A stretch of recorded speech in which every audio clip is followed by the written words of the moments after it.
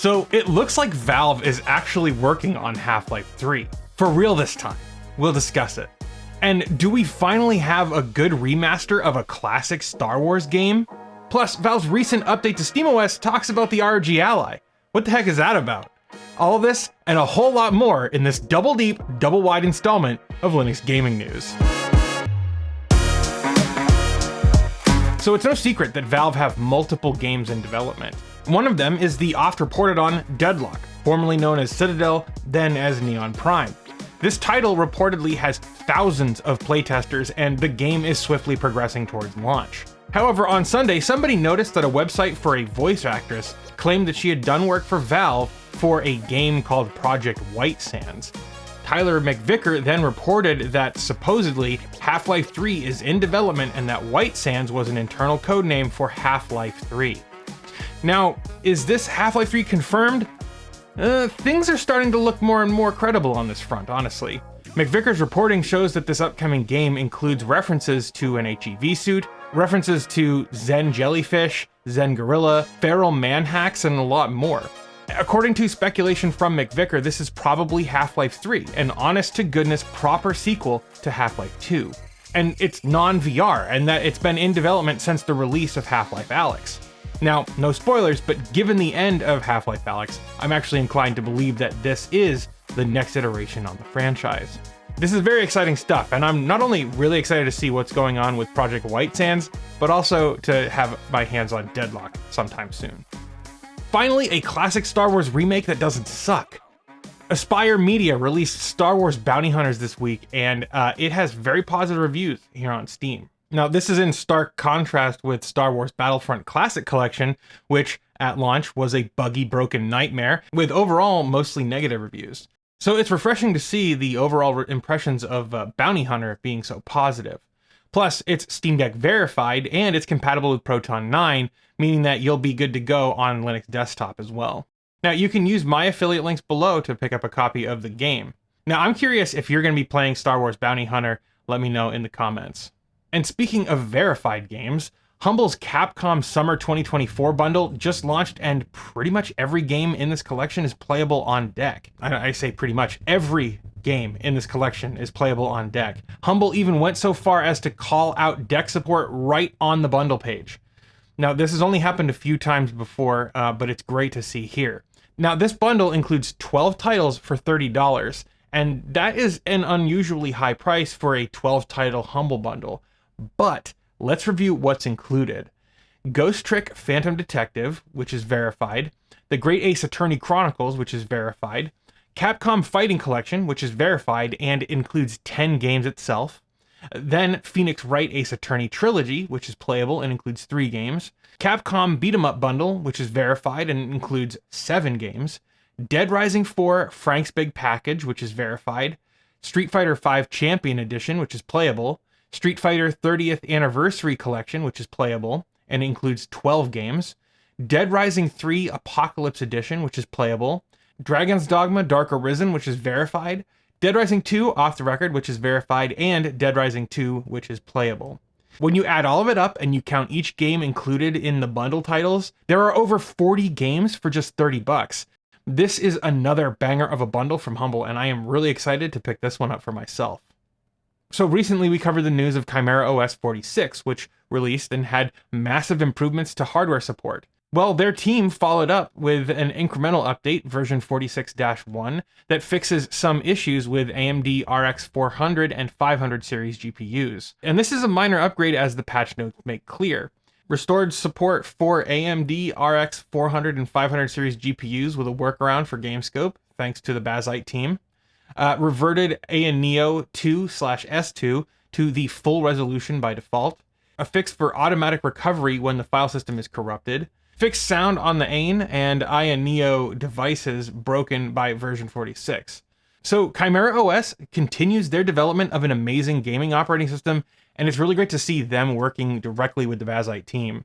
Drop a lion emoji in the comments if you use ChimeraOS or if you want to try it out. So this is interesting. Last week, we talked about new data coming out from StatsCounter showing a large increase in the number of Linux users in July. In my last news video, I speculated this probably had something to do with the CrowdStrike debacle. Turns out that was probably true. This week, Valve released their Steam hardware survey results, and despite the average growth rate for Linux adoption on this survey, the number here was unusually flat. Interestingly, the overall Linux market share on the survey was at 2.08%, which is exactly what it was at last month. Now we have to keep in mind that this is a listing of relative growth, and these numbers mean that the number of new Linux users kept in absolute lockstep with Steam's overall growth rate. Now I've got a spreadsheet that I use to keep track of this information, as well as to produce an estimated absolute number of users. According to my best guess, Linux usership on the Steam hardware survey grew from 5.2 million in June to just under 5.3 million in July. Hilariously though, Windows 10 was seen with the biggest growth on this survey, gaining 3/4 of a percentage point, while Windows 11 lost 4/5 of a percentage point. In real numbers, this means that Windows 11 could have lost over 2 million users since June.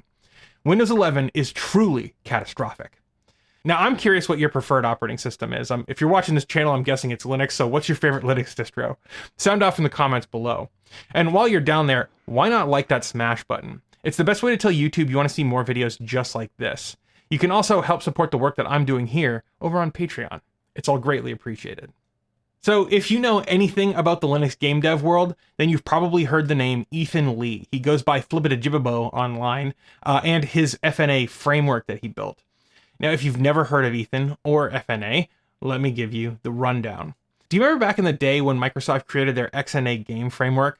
Lots of studios ended up using it to make some pretty popular games. Titles like Terraria, Axiom Verge, Bastion, Fez, Stardew Valley, and so many others. Well, XNA was proprietary. It was closed source, and it really only worked on Windows and Xbox.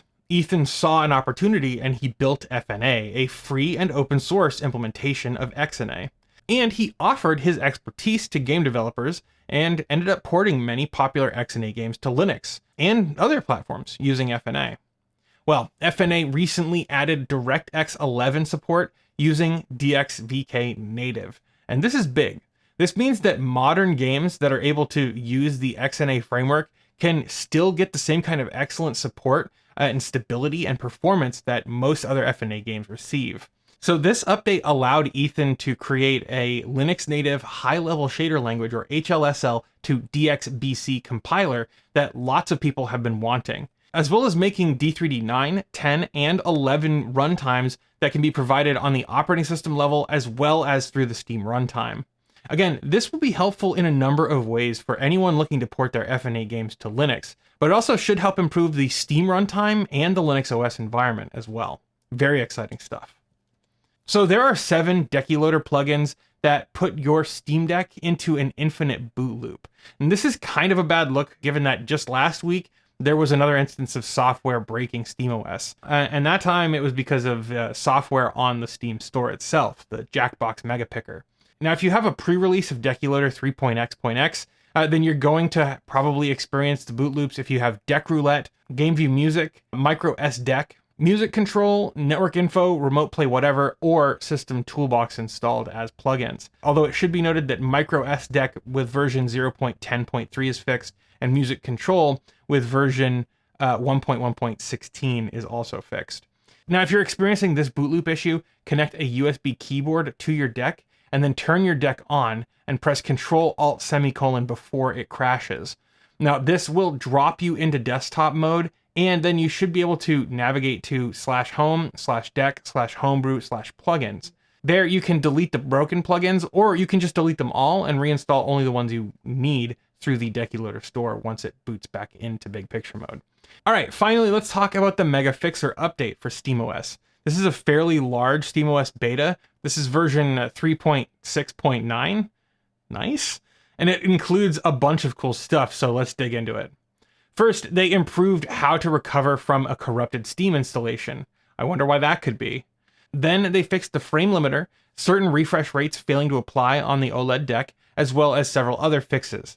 They improved cold boot up times. They upgraded OpenSSH to fix the remote code execution bug discovered a few weeks ago.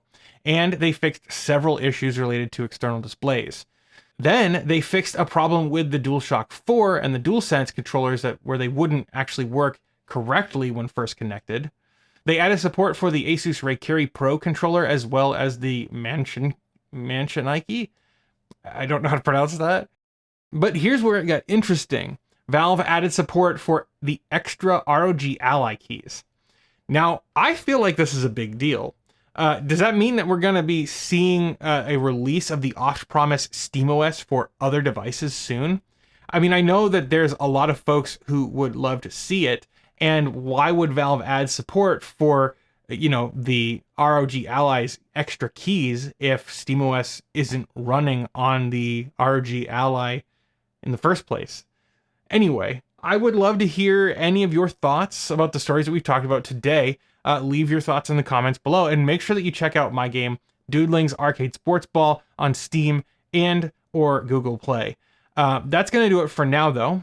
Thank you guys for watching, and I will see you in the next one.